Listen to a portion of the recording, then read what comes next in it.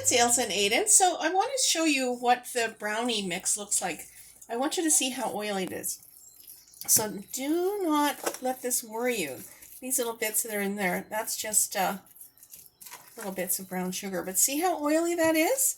You want that. That's going to make your brownies super moist. So now today we're making the Nanaimo Bar brownies, which are, I think, fingers crossed, going to be so gorgeous. So, oh, let me show you this. If this is not vodka, this is just rubbing alcohol. I like the 70% rubbing alcohol, or 99% is fine too, whatever's on sale. Whatever's a good price. So whenever you have your oranges, just cut your peels and put them in here with a bunch of water. I put about this much rubbing alcohol, and then I fill the rest with water. It's going to smell delicious, and it's great for cleaning, and you might use it for a little spritzer. So I've got, that's just a little aside. So I've got a cup of coconut, and I've already chopped the walnuts. That's about a cup, finely chopped. And I'm going to add these in because the coconut and walnuts are part of the base for Nanaimo bars. So we want to stay as true to the base of Nanaimo bar as we can, except in a brownie form, which I think, oh my goodness, I'm super excited about it. I think that is going to be so delish. So we're going to mix this whole thing together and then pop that in the oven for about, I would say 45 minutes. Maybe a little longer, but I think 45 minutes ought to do it. Because, here, I need my knife to get that clean again. There we go. So you're just going to mix that together. See how I use a fork when I'm baking? I think that's easier than using a spoon. I'm not sure who decided a spoon was the best thing for everything, but quite often a fork and a knife are better for baking.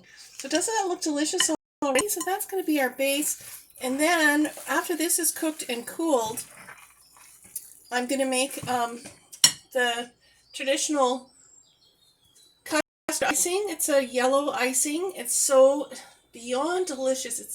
It's just amazing. And you just use 2 tablespoons of the custard powder in with your, I like a normal icing recipe, but you're going to add the custard powder and some whipping cream, because we have whipping cream, because we're going to make a chocolate ganache to pour on top of the entire thing. So we're going to take this, wait, my goodness, it's so heavy, and pour that right in here.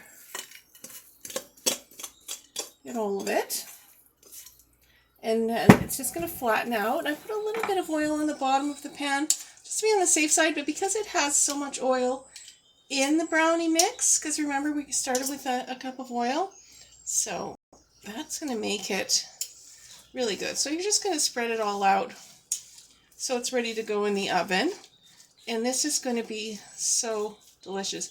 You could separate at this stage. Normally we make our brownies and then we make a chocolate fudge icing or a really lovely chocolate cream cheese icing.